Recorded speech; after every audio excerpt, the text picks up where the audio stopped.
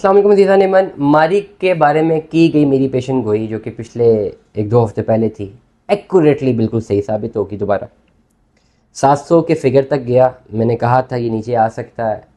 Short run investment करनी है तो मत इन्वेस्ट करें, लॉन्ग रन करनी है तो कर लें। शॉर्ट रन में ये ऊपर भी जा सकता है, नीचे भी आ सकता है। लाइकली यही हुआ है कि अपर कैप और लोअर कैप लगा रहा है।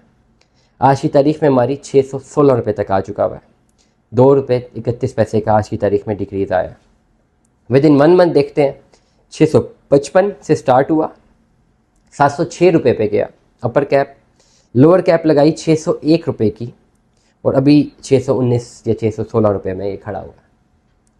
शॉर्ट रन में जिन लोगों ने पैसा बनाना था उन्होंने इस महीने के शुरू में बाई नहीं किया, सेल किया। और इस वक्त इन दिनों में लेट अस सपोज अगर मैं 1 महीने की बात करता हूँ, पिछले 1 महीने की वैल्यूएशन करता हूँ, तो इस महीने के शुरू में परचेजिंग का टाइम था और पिछले महीने के इख्तिताम में परचेजिंग का टाइम था और पिछले महीने के शुरू में सेलिंग का टाइम था जिन्होंने पैसा बनाया।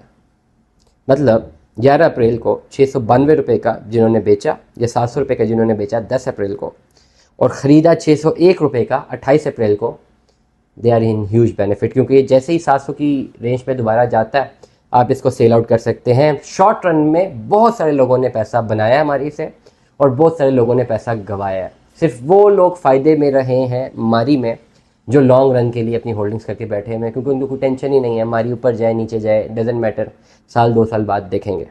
6 मंथ्स की वैल्यूएशन देख लेते हैं तो 6 महीनों में 412 रुपये से इसने इंक्रीज़ मारा है 900 रुपये तक, और 412 से 410 या 412 रुपये इसकी लोअर कैप थी, 900 रुपये इसकी अपर कैप थी। 900 रुपये जो अपर कैप 16 दिसंबर को लगी, उसके बाद कभी भी इसकी कोई अपर कैप नहीं लगी। उसके बाद जो ओवरऑल सबसे ज़्यादा इसका रेट गया 900 वाले चैप्टर के बाद वो गया 718 रुपये। और म्यूचुअल फंड्स के डाटा में भी हमें हमारी 9वें-10वें नंबर पर नज़र आ रहा है। टॉप पे OGDC है। अब सवाल ये होता है कि भाई 900 की वैल्यू कब टच करेगा। मैंने अपने व्लॉग्स में मुतअद्दिद बार कहा है कि 900 की बजाय 1500 की वैल्यू को भी टच करेगा, बशर्त ये कि म्यूचुअल फंड्स जो है इसकी जो इन्वेस्टमेंट है वो टॉप 5 में चला जाए और मारी में हुजम बढ़ जाए। जब मारी में हुजम बढ़ेगा ऑटोमेटिकली इसे इंक्रीज़ कर जाना है। That is very very very important factor और बहुत स्ट्रॉन्ग इंडिकेटर है। जिस तरह OGDC इस तरह इंक्रीज़ किया है, PSO इंक्रीज़ किया है, PPL इंक्रीज़ किया है, क्योंकि म्यूचुअल फंड्स ने नज़र जमाई हुई है। लकी देख लें, लकी म्यूचुअल फंड के टॉप 5 में आ रहा था। पिछले दिनों की बात है कि XD फैक्टर लगा है। हज़ारों रुपये लोगों को फ़ायदे हुए जिन्होंने कम शेयर्स लिए थे, लाखों रुपये उनको फ़ायदे हुए जिन्होंने ज़्यादा शेयर्स लिए थे।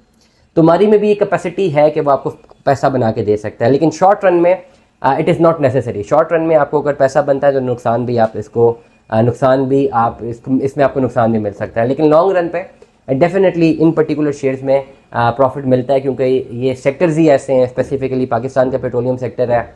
अगर आप म्यूचुअल फंड्स के डाटा की खाली के परसेंटेज एवेल्यूएशन करते हैं तो 80% म्यूचुअल फंड्स अपना डाटा पेट्रोलियम सेक्टर में इन्वेस्ट करती है। मेरा एस्टिमेट बता रहा हूँ।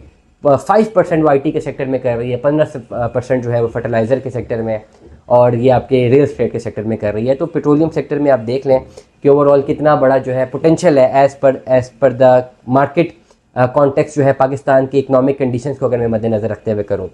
और अभी एक और हम एक टेंशन से भी गुजर रहे हैं, बॉर्डर्स पे टेंशन हैं। और जब भी मुल्क हालत जंग में होता है, डायरेक्टली और इनडायरेक्टली हम इस वक्त एक हालत जंग में है, तो सबसे बड़ा जो प्रेशर आता है वो आपके पेट्रोलियम सेक्टर के ऊपर आता है। डिमांड इंक्रीज़ करती है, प्राइसेस बहुत ऊपर जाती हैं। आई विश कि ये कोई जंग वगैरह ना हो।